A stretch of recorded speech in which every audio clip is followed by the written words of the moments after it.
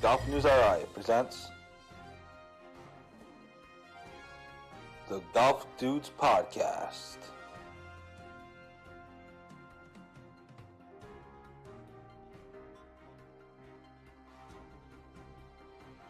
Here are the dudes. Hey, what's up, everybody? Happy Masters Thursday to you all. Joe Calabro and Rich Capali here, as per usual. First round of the Masters in the books. The show will heavily be about the Masters, our observations, our thoughts, and our thoughts going forward. We do have a couple quick house cleaning items to go over, but that won't take much time at all. So let's just get to it because that's what everyone's tuning in for. Rich, your opening thoughts on round one of the Masters, a little bit different than what we watched in November, huh? Oh, man, the course is biting back, boys. Significantly different than what we saw in November. Obviously, the rain that weekend in November didn't do the course justice, real soft, whatever. Augustus is back with a vengeance this week, boys.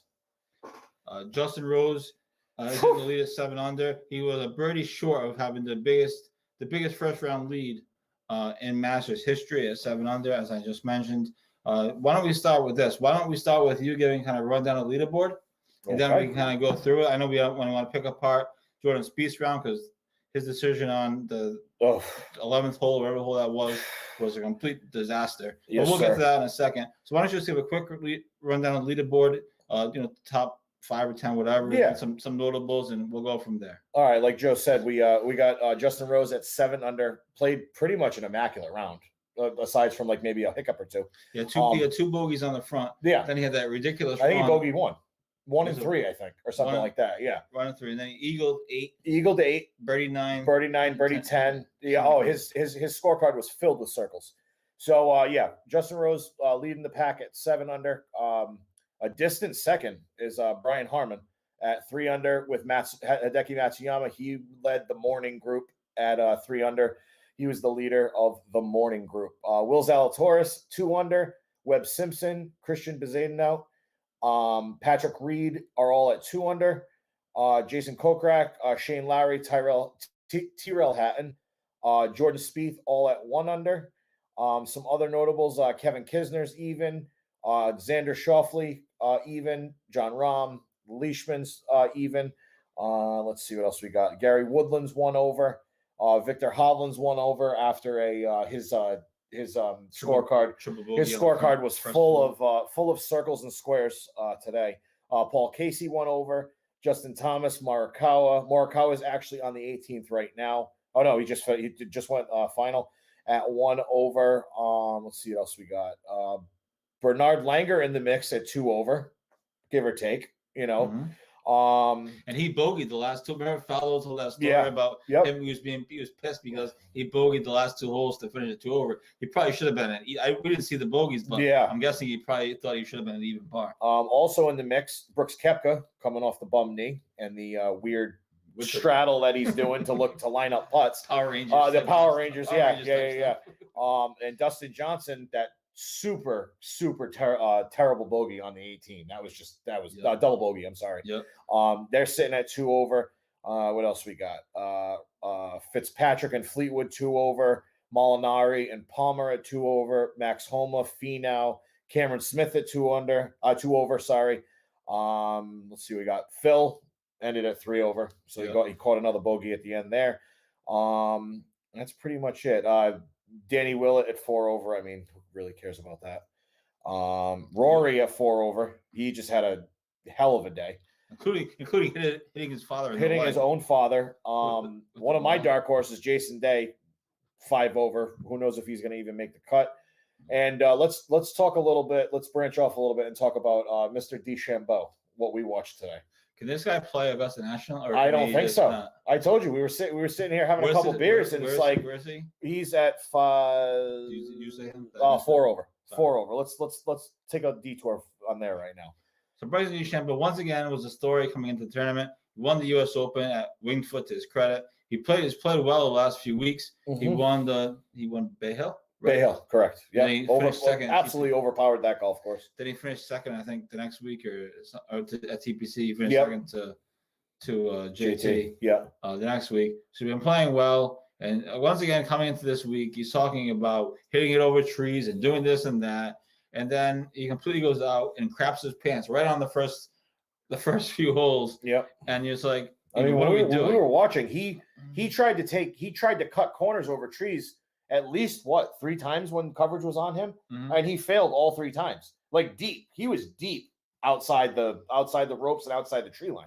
What was it? The fifth hole, he was behind the he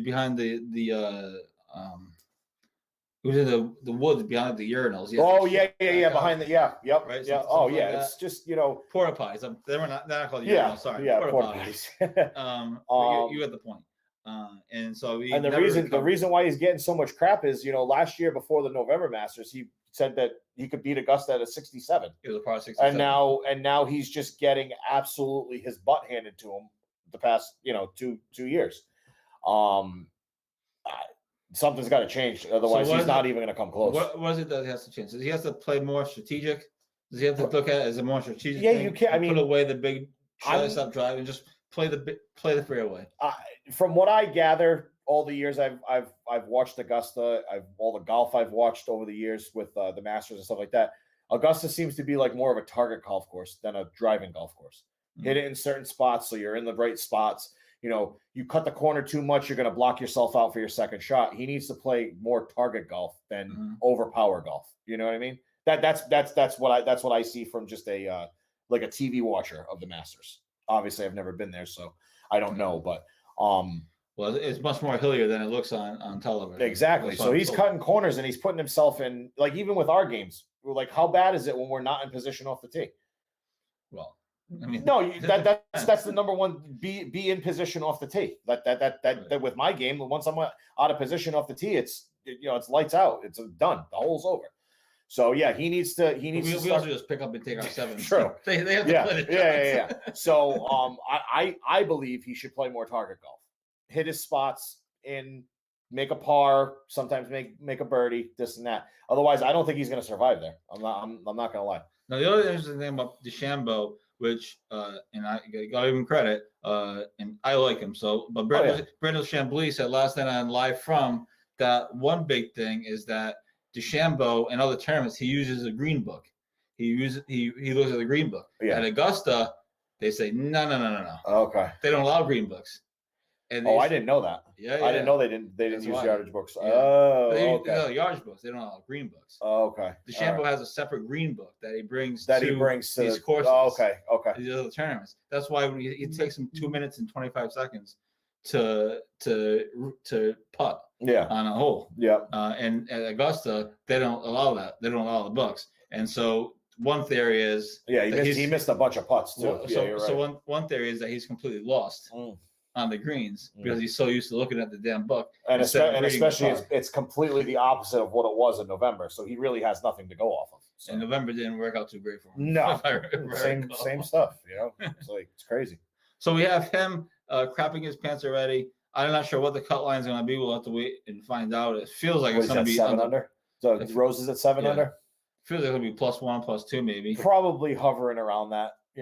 Unless he goes completely crazy in the morning. Yeah. Because he's in the morning. So who knows? The course will be a little less firm in the morning. So who knows? He could shoot another 7 under. And especially if they get rain. I don't think they didn't end up getting rain. I think it's going to be pretty clear throughout the whole week. So because I said chances of rain on a couple of days. So the Masters is off and running. Pretty fun stuff today. Let's get to where do you want to go? Do you want to go to Jordan Spieth next? Do you want to go to some other guys whatever next? you want to do. So Jordan Spieth, and I'm a huge Jordan Spieth fan. I met him at Brown. I tell the story a million times, but met him at Brown. His brother played for Brown basketball team, Steven. I think he's overseas playing somewhere now. Anyway, today, what hole is that? 11? Where he tries to hit it through the trees, bounces off the tree, and go backwards. Hit the biggest tree out of the bunch. Tried to thread the needle. Me and you were looking at like he should have just went 90 degrees. Punched out to the left. Punched out to the left 90 degrees and take his medicine. Nope. Tries to punch it out. The ball flies on him, hits the tree dead in the middle, and goes back like 20, 30 yards? At least. Like it was just a disaster, and it didn't really get that much better after that. And then he ended up making triple bogey on the hole. He's really not in the tournament. He's in the tournament, but not in the tournament. He kind of got back. He got back to 1 over. Yeah. And I forgot I know you just went through it, but yeah. He's still over par today. I thought that was one of the dumbest decisions this early in the tournament. If it's Sunday, Sunday, and you're trying to go for it, whatever, maybe you consider that. Yeah, of On course. Thursday, why do that? No, You you're just taking punch out. yourself out of position early in the tournament. Joe Sago, your buddy, he missed you today playing golf. He says, Where was the call? I didn't get a call. that was a joke. He says Justin Rose will come back to the field tomorrow. Do you see Justin Rose coming back at all? I mean, if he plays like today, he's going to shoot like 8-9 under tomorrow. You know what I mean? If the conditions are a little bit soft and they can go at the pins, he could shoot another 7, 8, 9. Like he could be like 14, 15, 16 under by the end of the day tomorrow. By the end of the midday.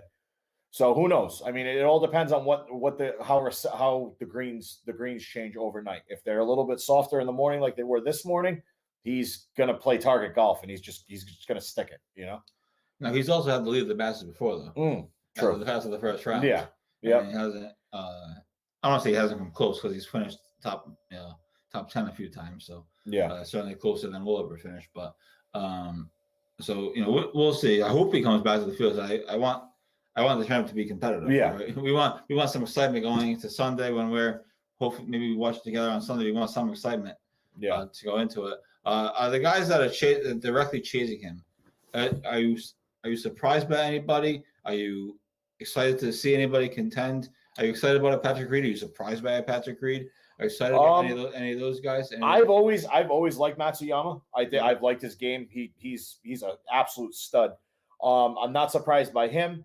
Webb Simpson. I don't know if I told you this, but I had picked him as like not a dark horse, but a top 5 before the round started.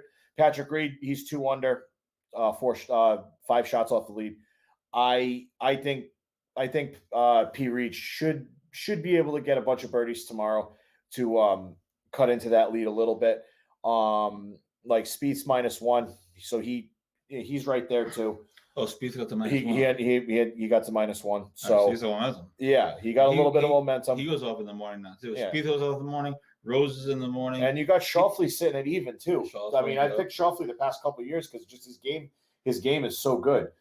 But yeah, to what Joe said, to what Sargo said, I think he comes back a little bit. It all depends on what happens overnight with the greens. That's the big thing. Mm-hmm. So we have that going on. One thing that I was interested in watching was because everyone talked about him coming in, Patrick Cantlay. Never heard from much from him. But I don't know if maybe he had the morning tee time, but he wasn't much of a factor. Colin Morikawa, I thought was going to play a little bit better than he did. Your boy Sergio's 4 over, by the way. Yep. Congratulations to him. He got. Oh, Cantlay 7 over. Oh yeah. Yeah. Good Tied for 80th. Good thing I didn't bet him. Yeah. He's only 3 better than 2 better than Sandy Lyle. Yeah. And my boy Westy. Yeah, Westy. Oh, what a mistake that was, huh? Yeah, so for those that are interested, none of my bets are doing all that great today. Where's John Rahm? Did you mention John Rahm? Romer. He was up there, 2 over, right? I think, right? He fell back to 2 over. Romer. Where are we? He was hanging around the even par earlier. But yeah, none of my bets are doing too great. I had Westwood. He stinks today. I stunk today. Louis Oosthuizen, useless. John Rahm. No, we can't even find him. That's how bad he was. Oh, he's even. All right. Yeah, he's right. Okay. Yeah. And then I forgot the other Day. Jason Day. Right? 5 over. He was irrelevant today too. Yeah. I just had a feeling on Jason Day because he was the first one to arrive at Augusta. Yeah. He was putting on the green. A lot of guys. His for name came up a hours. lot. His name came up a hours. lot in on Twitter and stuff like that. So, But to be fair, and we've seen this movie before. There's a lot of golf. There's a lot of golf left. Oh yeah. For the week. So on Morikawa, I thought he would have sat at maybe 1 or 2 under, give or take. He had a couple rough breaks with the putter, so hopefully he'll bounce back. Cameron was it Cameron Smith too? Mm-hmm. Yeah. He you liked him coming in. I liked I liked told him you last coming time. in. I said, well, this isn't November. Yeah, second he's last sitting year. at 2 over, so that's not really. It's What not did you really make of? We didn't see a ton of DJ today because he was in the morning. What do you make of his round? Were you surprised that he struggled so much? He hasn't been Decent. playing that great. decent. I think he played decent, not great. Like That you chip in mentioned- from the back of the green was fantastic. Yeah. Obviously, And you mentioned that the double on 18 was terrible. that was. I mean, he overcut his drive. He tried to cut the corner on the trees on 18, and he paid for it, and he ended up making double. So, he was sitting at even before that. So, I mean, it's huge risk reward at this place. Obviously, we all know that. For sure. Just to go back to pricing for a second, because I think it's interesting. I think it's interesting when you talk about the USGA looking at distances and club changes. When you look at a guy like Bryson who has all this distance, and it's really the reason that the USGA is talking about it. And it's like, well, he comes to this course and he can't. He's not like he's like tearing up the field, I know. So it's like interesting, like where in there's charts and people show those kind of charts on Twitter. Brandon Chambly retweets every single one of them. And there was a couple like, tee shots where he roasted drivers, and he was in immaculate position, but he couldn't like cut. on 10, remember? He roasted it, you absolutely crushed it. tattooed it, and he didn't do He anything with it. I think he put a second shot like 15 yards past hole. Remember? Yeah. He almost made. You went to the bathroom, but he almost made the putt coming back. But the point is, he's not like crushing the course. I never thought he was going to crush. It's crazy. The course, he's not crushing the par fives either. No. And the other guys that hit it, normal. And it's not like he's even. Distance. It's not like he's even taking advantage of the drives that he does hit. No. Like it's crazy. So the Masters is underway. Thursday at the Masters. We'll see what happens this weekend, obviously, and we'll get back to it as well. Thanks to Caitlin Allen for watching, my mother for watching, Richard White for watching, and your boy Joe Sagro for watching. I'm sure the room will continue to populate throughout the show. A couple of local house cleaning items, if you will. I always hear that term used, so I might as well use it. House cleaning. Because I don't clean the house, so housekeeping issues, house cleaning, yeah, whatever, same thing. Thanks to everybody for the support on the Woonsocket Dynasty story. It's gotten great reviews. Everyone I've talked to, whether it's people I know or just random people, not random, but people coming up to me, saying what a great story. People commenting on the page. Thanks to everybody for liking it, for sharing it, for reading it. It was really a lot of fun. Thanks also to special thanks to the Woonsocket team guys, Dan Cesaroni and John O'Clair, who I know friendly with personally, for helping me out and helping put that whole thing together. It took a lot of work. It was a lot of research, but it was a lot of fun as well. And also thanks to Jim Beauregard, who helped us over the phone as well. So thanks to that. I continue to read it. It's a pretty cool story, and it's really not just about the team. It's really more about the development of Rhode Island golf from '67 to the mid '80s and how the game changed just in that time. You see because we had the season averages of scores, and in the '60s, in '67, Charlie Smith was the only player shooting in the '70s. Everybody else was in the '80s. By the time you get to '83, everybody was shooting in the '70s, yeah. And maybe one or two players would average in the '80s. So it was pretty fascinating to write and to research the whole thing. And then obviously we factored in, in '73, Dana Quigley went pro. Then '83, Faxon went pro, and Billy Andre committed to Wake Forest. And so that was kind of interesting how that all played out. And really, the only reason that was in there, not that they had anything to do with the Woonsocket team necessarily, but it just gives you an idea of where we were in Rhode Island history at that time. So thanks to everybody for sharing and reading and liking the story. I know it's a bit long. We was going to split it into two. We were going to try to split it into two parts, into the two-part series. And as I'm writing it, I'm like, there's no definitive point. There's to nowhere where to I split can. this. Yeah, there's You know what nowhere I I mean? can draw the line. Some stories that you're right. There's a definitive point where you can split it, and there's not really one. So we just kept it as one long piece. So I mean, it's fine. There's tons of breaks in it. There's subheaders and photos and old photos. So there's opportunities for people to put it down for a second. But anyway, thanks to everybody on that. A couple of other local things. Today I reported that V Golf and Lewis Quizzit, they received perfect COVID compliance scores. They are the third Rhode Island golf businesses to be listed since last October. We did a story a month ago or so where the Rhode Island Department of Business Regulations, literally they do these lists and you see them. They have the compliance and the non-compliance, whatever, and they literally hadn't had a golf-related business or a club on there for months and months and months. I would check every week because, well, for being honest, it's good content. Yeah, right. Yeah. And nothing. And then all of a sudden, a couple of weeks ago, they had Newport Indoor Golf on there. That was the first one they had since like October. And now this week they had V Golf, which is in Cranston, and Lewis Quizzit Golf Club, which obviously is in North Providence. So that's what we had today. And in the college golf scene, college golf is completely underway for sure. Davis Chatfield, former our amateur champion, he is now number 223 in the PGA Tour University rankings. When the season kind of started, or when they started these rankings for this year, he was in like the 300s. So he's moved up significantly. Yeah, that's awesome. He's playing well for Notre Dame. And then obviously we have Will Dixon at Georgia Tech. Georgia Tech's actually getting ready for the ACC championship.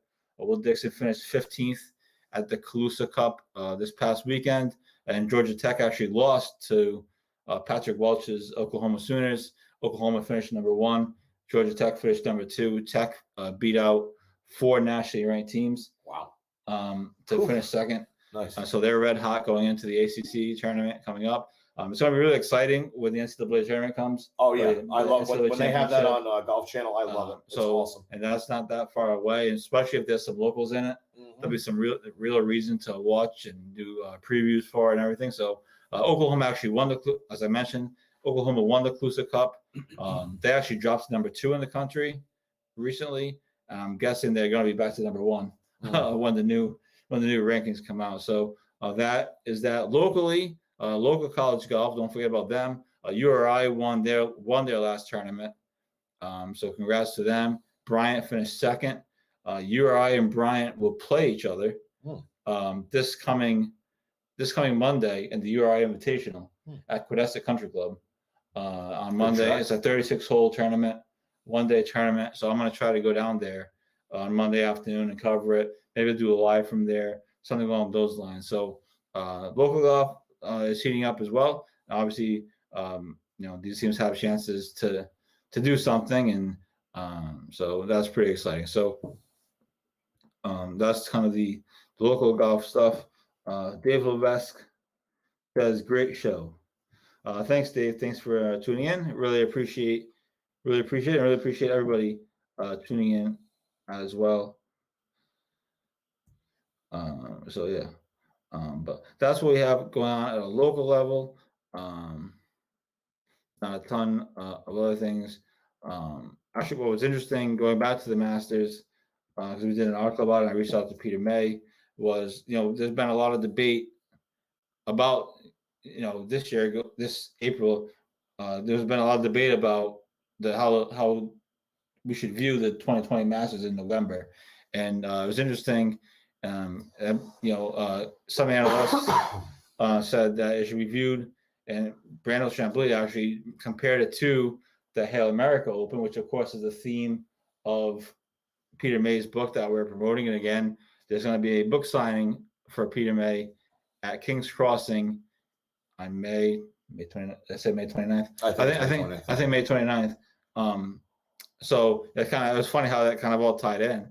And so I reached out to Peter May the next day, and we did an article, and it's up on our website as well. But other than the Hail America Open, what do you think about that debate? About do you think that November Masters should be viewed differently in hindsight? We're talking like maybe like an asterisk or something like that, right? And to be clear, I mean the Hail America Open did count for Ben Hogan. No one's saying that the Masters shouldn't count. No one's saying that shouldn't count. But should it be viewed like? I mean, it's always going to be viewed as the November Masters, the year of COVID. It's always going to.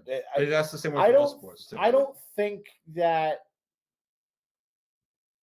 No, But- I don't think it's just the November Masters during the pandemic. I mean, I don't really take anything away from DJ because he flat out roasted the field. So, I mean, like you said, you could say the same thing about the Lightning when they won their cup. They didn't, they were in one spot the whole time. They didn't have to travel across the country, and everything else, like the NBA, all that stuff. They were all in one spot. So it was like, no, I DJ dusted the field, and that's that. It like you said, it'll forever be remembered as the pandemic year when the Masters was in November. But no, I don't take anything away from it. So one thing that was up for debate was DJ's record-setting score of 20 on the par, and Peter May raised a good point in that everybody else was playing the same course, right? Everybody else was playing, generally speaking. Everybody else was obviously it wasn't as firm as it was as it is today. Easy. I mean, let's just be playing honest. easy, ball marks, huge divots in the fairway, stuff like that. But like you said, everybody played the same course, and he dusted everybody that was playing the same course. So I don't see how you can like put an asterisk or anything like that next to his name. All right. Do you have anything going on at King's Crossing coming up? And then I want to get back into. I know there's some of the Masters stuff, there's a scramble, a 4-man scramble on the 18th. I will not be participating. I'm going to the Bruins game that day. But yeah, definitely call the pro shop. It's from what I saw on Sunday, the list is filling up quick. We got like a 2-page list for it. So definitely call the pro shop and sign up for that. I'm going to talk to Peter and Rob this weekend about putting a tournament schedule out. I'm not sure how far along they are. We should be getting a tournament schedule soon, and we'll definitely put that up for everyone. Is there going to be a member, a guest? That I don't know. That's usually what I don't know. Last year the year we played. It was early. It was like June, right? 2 years I think ago, it was right? June, right? It was pretty early on. It was like early June. Hopefully, I don't know if it's going to be a 2-day like we played in, but yeah, hopefully we get some interest this year. We got a lot of new members, and Nice, hopefully good. we can. That'd be great if it's a 2-day because you have 2 different formats every day, and it's just fun. We had a lot of fun. Well, I'm not going to make any comments regarding format. We talked about this before. Oh, of course. I'll leave those comments to myself. Yeah. But yes, hopefully they can have a 2-day member guest at King's Crossing. Like you said, that's great that they're getting a lot of new members. I know we did a lot of promotion for them, or have done a lot of promotion for them, and that's fine. That's what we want to do it for every club. The other quick thing is Harbor Lights is opening their indoor restaurant on April 15th, and the outdoor restaurant, famously Par and Tackle, on May 1st. And we have a story tomorrow with details. But if you're interested, Quinessa is hiring banquet room servers. So, and again, we'll have that story up tomorrow. I didn't want to overcrowd everybody. Oh, the Red Sox won again. Jeez Louise. Hey, imagine that. Book them for the World Series. So that's some of the local stuff that we touched on. Again, tons of content coming up this weekend. As far as Masters stuff, obviously we'll have a Masters story probably on Saturday, probably even Friday night with the cut, and then probably even Saturday night. My Saturday night PGA Tour stories generally do pretty well. So I'll be studying the transcripts of the press conferences and seeing what everyone has to say. Hopefully something crazy happens. That always works out well. Of course, yeah. So we'll have tons of content with that. Tomorrow, we actually really exciting. We'll actually have a story about Brooks Koepka's injury. Today I talked to a doctor at the University of Orthopedics, and he discussed Koepka's injury and what it's like for him and what it all means. And so there's not a ton of details on Koepka's injury released, the surgery that he had 24 days ago, approximately. And so we have details on that from a doctor at the University of Orthopedics. So super excited to talk to him today. What he said pretty much was fascinating. He said, basically, just to give everyone a teaser, he basically said that a normal person takes about 4 to 6 months to recover from the 3 surgery. weeks. He had it 3 weeks ago. It's crazy. So he basically said, the fact that he's even playing just tells you what the Masters means to these guys. But we'll have more details on that tomorrow. I don't want to give all of his quotes away. And not to mention, like you said, Augusta is significantly more hilly than it portrays in on TV. So that you got to take that into effect. Bending down, reading putts, sand shots, pine straw shots. They all affect the footing differently. So he's gonna be super sore tomorrow. Well, he said, probably sore right now. Oh yeah. Especially after the next day, Thankfully, he's dating Jenna Sims, so I think he's okay. She'll get it. Engaged to Jenna Sims, so I think he's all right. You said he's 2 over right now. 2 over. Yeah. Do you think he has a chance to contend? I mean, can you put it around together? That'd be a heck of a story. It's Brooks, man. If he can get it down to like under par, he's got a shot. I mean, like I said, it all depends on what Rosie does tomorrow, and maybe Matsuyama too, because those are the two guys that played the best today. Yeah, I can see it. I mean, he got a taste of what it's going to be like. Is he going off in the morning or he's going off in the afternoon? Should be the afternoon. The afternoon. So should be the course is going to be playing a lot harder than it was this morning. So you just got to adapt. That's for sure. So my mother says she is watching from Matunic Oyster Bar. Perfect. Caitlin says Patrick Reed is in contention. Maybe he'll cheat again. There's always a chance. These people are brutal, huh? She's definitely your girlfriend. These people are brutal. So there's definitely a chance of that. So, so tons going on. Let's get back into the Masters, because that's what everyone wants to talk about. That's the big event, obviously. What are you looking for the weekend? What are you expecting? What are you hoping for? I'm hoping JT gets his head out of his ass. Like he had some decent shots, and then he had some really bad shots. Amazing shot that he stuck on. What was that? 10? Oh, that was nice. Yeah, inside 2.5 feet. Tapping birdie, yeah, that essentially. My watch out for is Siwoo Kim. He's 1 under.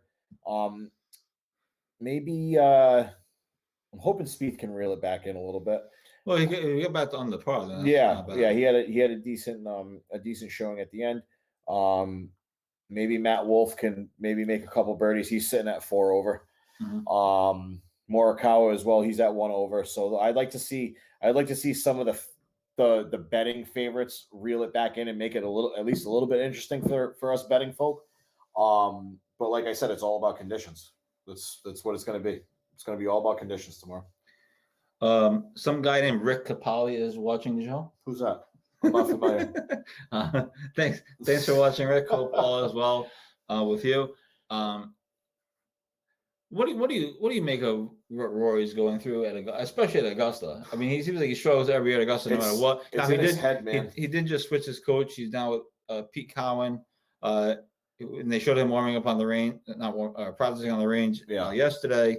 And Cowan was telling him, because he was pointing. Yeah. There was no videos or anything going on. I'm telling you, man, but it's up there. Bryson got in his head, man, and I think it was the wrong time frame for him, because he did it with what? Was it the match play or was it Bayhill? I think it was the match play. Match play. That was the wrong time to mess with things, especially this is the number 1 major of the year. It was the wrong time to do it. Experiment, mid-season or end of the season or something like that. I think it's all in his head. He's got to go back to his old roots. I mean, like, obviously his old swing from 4 months ago was fine. He was like top 5 in the world. So he needs to stop trying to challenge. I mean, he hits the ball like 320 anyways. What does he say? We talked about this earlier, but Mario Martone says that he's here. What up, Mario? He hopes DeChambeau goes down in flames. Oh boy. He has no sympathy for Bryson DeChambeau. Oh boy. He says that guy loves the smell of his own farts. All right. We touched on DeChambeau earlier, but do you have a follow-up thought on Mario's? I'm in your boat. I don't dislike him. I don't he's not like my favorite player, but I'd like to see him. I like that drive that he hit on 10. I almost got out of my seat. He blistered that thing. The sound it made, the roll he got, the distance, it's good. I don't think that type of game is good for this course. Clearly, but he also overpowered Winged Foot. I mean, he was hitting drives in the rough at Winged Foot, and he was sticking them on the green. So, I mean, you got to kind of pick your battles when you have that type of game. But this is the course, and like you mentioned, he did sort of jinx himself. Of course, Karma, as they That say, was- karma that is was a- you know yeah. what? Oh, of course. This is, I'm playing par this course. 67. I'm playing this course at He's a par getting roasted 67. He's getting roasted on social media Yeah, for all his wayward drives. It's like, par 67. That's the only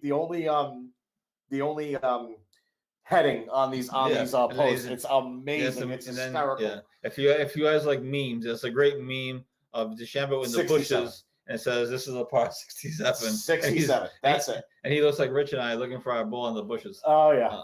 So, but what do you think? Looking for the weekend, and we touched on it a little bit. What are you looking forward to this weekend? How much harder is this course going to get? I mean, if they don't get any rain, it's just gonna keep firming up depending on the temperatures at night. I feel like, especially if the wind kicks up, there was a little bit of wind like mid-morning, mid-afternoon. That DJ said in his press conference, his interview at the end of his round, said that the wind was brutal out there. Obviously, we couldn't see it, but it was definitely testing the guys' games. So it all depends on the weather and what the greens do overnight. For sure. Mario couldn't watch that. He wants to know where his boy Westy is. Your boy Westy is in pants crapping territory. Where are you going? Anyway, so I guess Rich quit the show. I don't know what happened. Westwood is tied for 75th, and I'm probably annoyed too as well, Mario, because he was one of my bets, and so far none of my bets are really working out other than John Rahm. So, yeah, he's not doing too well. I thought he was going to play well this week. He's one of the biggest losers in all of professional golf as far as majors. Maybe he didn't drink any Arnold Palmer's today, but you never know. I guess he could have one. Yeah, Westwood was terrible today. I don't know if he's going to make the cut. We're thinking the cut is going to be +1 or +2, and then we'll see where he is. But I don't think doesn't look like he's going to make the cut, which annoys me because again I bet on him. So lots of master stuff to go through, but he's not doing too well. Jason Day is not doing too well. I bet on Jason Day only because I had this inkling that he was going to play well this week. He was the first person to show up at Augusta. He was on the putting green for hours, reportedly, and I just thought maybe this is kind of one of those things, and no, not so much. Mario was making fun of you for leaving. He says you had to top off your Arnie Palmy. Yep. So we can just call it that. We'll say he wishes he had to do that. Oh, I wish That's I the had problem. myself an Arnie Palmy. That's the problem. So, Rich, welcome back to the show. Thank you. Did you pick up any knowledge in the bathroom? No. Nope. Nope. I was just talking about Westwood's day and how he was never a factor. No, not even. I think before I came over, before the ESPN coverage started, he didn't strike the ball particularly bad, but he was missing putts left and right. So he just couldn't get the flat stick going, unfortunately, for our good he's played the last 2 months. So It's a little sad. Well, what's the best story that you're hoping for going forward for the weekend? I'm kind of hoping. What do you think? Kind of hoping. I'm on your side, hoping for a closer round on Sunday. You know what I mean? Nobody, especially on a big major stage like this. Nobody wants to have blowouts. You know what I mean? I don't. And they always from November, because that Masters Sunday in November was awful. That was so terrible. bad. It was over on Saturday. I think you even fell asleep. Yeah. Oh yeah. It was just like there was nothing to keep our attention. You know, DJ besides like a late hiccup. He was cruising. Yeah. I hope the field comes back together. I think these guys have an idea of what how the course is going to play. That's been the trend tonight of how the course is going to play. I think they were very surprised at how firm it really was, especially the greens. I think that was crazy. There's a quote circulating.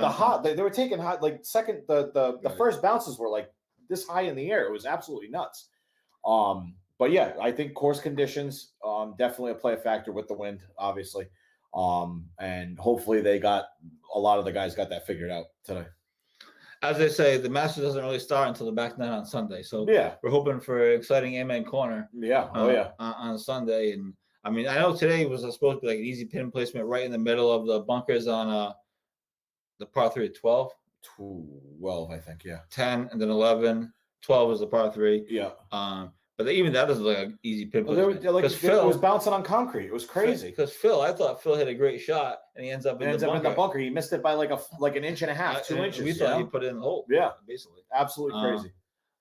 So there's that. What difference, if any, and they weren't that noticeable today. You did hear some roars, but what difference do you think the patrons will make going forward? Do you think it's going to be a factor? I think a big, and sorry to cut you off, but I think a big part of Dustin Johnson's win was there was no patrons. He wasn't hearing roars from anywhere. Yeah, there was no noise. He was in his own little zone. The other guy behind him, Siwoo Kim. Siwoo Kim, yeah. He. No offense, he doesn't speak English really, so yeah, he was kind of in his own zone. And Cameron Smith, was out of his comfort zone for sure. But so I think that the crowds will get bigger per se as the week goes on. There'll be a lot more congregating over the leaders and stuff like that. Oh, for sure there will be. Yeah. Obviously tomorrow, like after the cut, Saturdays tee boxes and greens will be more populated. So I think it's gonna have a huge effect. A guy drains a long putt for a par to save par or to have a great birdie. That's gonna pump them up instead of just not hearing anything. So I think that the patrons are gonna have a huge effect on them. And it was interesting during his press conference on Wednesday. Fred Ridley, the chairman of Augusta, every year he hosts a massive press conference. Generally, it's the day before. So this year was Wednesday. And they asked him how many fans were going to be on the premises, and he didn't give an answer. He didn't give an exact number. So it didn't look like there was that many people there. But then around some people, it did. Exactly, like around DJ people. And shit like that. So, So it's like. So what you said will be correct. They'll gather around the leaders once they make the cut. What you said is correct. Yeah. Obviously, 18 on Sunday. Holy Marshawn, jeez Louise. Yeah, Rick Capaldi, he comments. Wow. He must think this is a hockey podcast, but he says Monarchy scored a shorty. Marshawn. Yes. Yeah, that's his old man typo, probably. His old man typo. He must think yes, that was podcast. Disgusting. Yeah. Yes, Marshawn is an absolute beast, even though everybody hates him. Anyways, what were we talking about? Oh, the crowd. The fans. Oh yeah. The 18 is going to be 18 finally again. Thank God. 18 is going to be 18 on Sunday. Amen Corner is going to be Amen. Yeah, of course. Everybody's going to populate with the leaders and or the hot spots of the course. And I think it's going to be huge. Especially you're making Amen Corner. You're going to the 12. You're hitting balls into Race Creek and stuff like that. It's gonna wear on you. I.e. Jordan Spieth of what was that? 17 or 18. 6. Yeah. It just takes the wind out of your sails when there's like a hush over the crowd when you hit in the creek. So and then the roars pump you up. So yeah, it's good to have the fans back. I mean, I think we're a really big factor is if some of these, big names can get themselves in contention. If Spieth's in contention, he's gonna have a huge following. Oh yeah. Patrick Reed and Justin Thomas have a huge following. Oh yeah. If some of these bigger names can get into the contention, then I think the patrons will get behind them for sure. We have a couple minutes left. Our guy Pat Ford has a show on at 8:30 tonight, so make sure you stick around for him. He has Blake Filippi on with him, so Pat is going to ask all the hard questions, whether you're one side or the other. I don't really know, but whatever. Tune into Pat Ford tonight at 8:30. That's all you need to know, and he'll be out right here on the Coalition Radio Network, and certainly grateful for everything he's done to help me out. So I figured I'd give him a little plug, but that's at 8:30, so in about 15 minutes. Real quickly, before we go, I do want to get your thoughts on this because we texted about it and you seem pretty passionate about it. And I find it fascinating. I just find the business side of it fascinating. So I'm not necessarily biased one way or the other. Fred Ridley announced on Wednesday that Augusta National is going to be featured in EA Sports' new video game coming out at some point. So the war between EA Sports and 2K is is picking up. I just think the whole thing is going to be fascinating. I don't know which game's going to be better or what. That's not what I'm playing. Yeah. But you were pretty passionate about your thoughts on them announcing Augusta National. Now, keep in mind, this comes a few weeks after 2K announced Tiger Woods. Yeah. So the war is going back and this forth. is I think the a- whole thing is fascinating. this is a mind mess. You guys know what the word I'm thinking about. It's a mind bender. So I've had all the games, all the EA, all the Tiger Woods games, and I've had all the EA games, all the way from the original golf club. The 2K games. No, it was the golf club originally. But you said, and all, then you said all the Tiger games and all the EA games. The Tiger games. No, I'm sorry, the Tiger and the 2K, Yeah. including Okay. the original golf That's what I club and make golf sure club too. people So understand. what I don't understand is that EA is promoting Augusta when 2K has the course creator, and I played 3 versions of Augusta last night on the 2K course creator, and they're almost immaculate. They're almost like to scale of what Augusta really is, from what I gather. You know what I mean? Well, no, I mean, you know Augusta. You know the game. So I don't. So it's a changing of the guards. EA hasn't had a game since Rory McIlroy, like 13 or something like that. 14. That failed epically. Tiger goes to 2K. His branding goes to 2K. Now all of a sudden they have all Nike and all this stuff in the virtual pro shop and stuff like that. But now that 2K is getting Steam, now they're going to put out a new game with Augusta branding, which, if you remember, there was only one Tiger Woods game that had Augusta branding, and I think that was the Masters. the Masters edition. It's right there, baby. Yes, right here, 2012. So I think that's the Augusta branding is an attempt to trump 2K. Yep. So but like I said, 2K has pretty much it all. EA was more of like an arcade type of game, and 2K is more of like a simulator. Like they, like 2K, EA is like more fun, but 2K everything affects the wind, Tiger Focus and stuff on. the spin. You could spin it like 60 yards ahead in your drives. Like that's a simulator on 2K, and not to mention you can legit like we saw with shout out to Mike Hamilton. He's recreating all the Rhode Island golf courses for us to play. You know, they all Augusta's on there. Like Augusta's not a branded course on 2K. Firethorn, right? Yeah, something like that. Firethorn National, whatever. Yeah. But you have everything. You have Winged Foot on there. You have anything. Torrey Pines, all that stuff. So I don't think Augusta branding is enough for them to overtake 2K. Well, the big thing going forward, and I mentioned this to you again, just in our own text to each other, is who they're going to announce as the face of EA Sports, right? Like 2K has JT. I mean, it'd be funny 2K if it'd be something if EA comes out with like Jordan Spieth or like DeChambeau or somebody like that. Yeah, it's got to be like it's it'd got be to something. be that, It'd right? be interesting. That's their next. That's their probably next launch. probably DJ Spieth, Could be DeChambeau, maybe Schauffele, maybe he's not a big enough Morikawa, name. maybe. I don't know. I don't think those guys are big enough names to be face of a video game yet, But I don't could even be. think they sniff. They don't even sniff 2K. Just for the course creator alone, I don't even think they sniff it. I'm gonna buy it obviously because I'm a fan. I'm a fan of like video game golf, but I don't even think they sniff 2K, especially with 2K evolving and everything like that. I don't see them.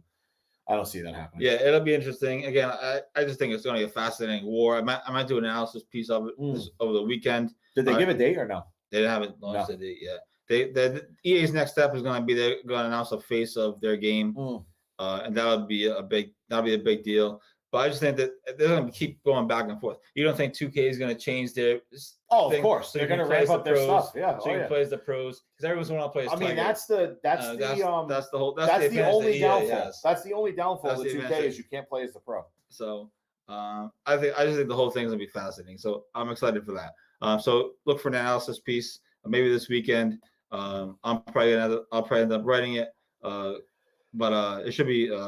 I just think the whole thing's gonna be fascinating. So anyway, we're gonna get out of here. Pat Ford has a show in 10 minutes, so we don't want to keep him waiting. But Masters weekend, we'll have coverage all weekend long. Probably a story on the cut tomorrow evening, and then maybe another story on Saturday evening, depending on how things play out. Also look for our Brooks Koepka story tomorrow featuring a doctor from University of Orthopedics, not University of Orthopedics. Well, I'm sure he did go to the University of Orthopedics. Probably. He went to some orthopedic university. Yeah. So, all right, it's fair enough. So anyway, thanks to everybody for tuning in tonight. Hope you all have a great Thursday. Enjoy the rest of the Masters this weekend, and feel free to chat with us anytime you want. We're always around. I'm not sure if we'll have any more live content over the next few days. We'll probably be watching. Well, you're working Saturday, but we'll probably be watching the next couple of days, at least 2 of the next 3 days together, I'm sure, in some way, shape, or form. So we'll keep you posted if anything comes up. We're doing a Masters primer or something like that. But real quickly, Mario says, I put my mortgage, not very smart. Boy. He put his mortgage payment on Angel Cabrera.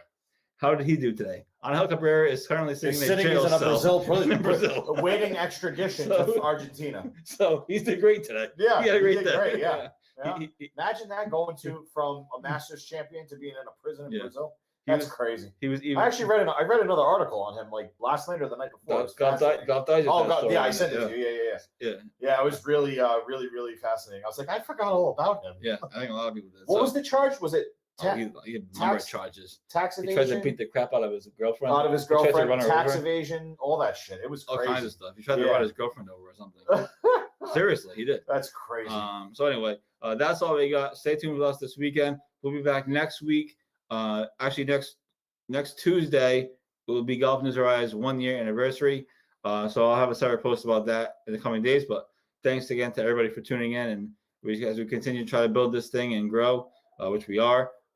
It's been super exciting. So anyway, we're gonna get out of here. Pat Ford's up next with Blake Flippy. So tune into that, and we will talk to you all this weekend. Enjoy the Masters, and peace.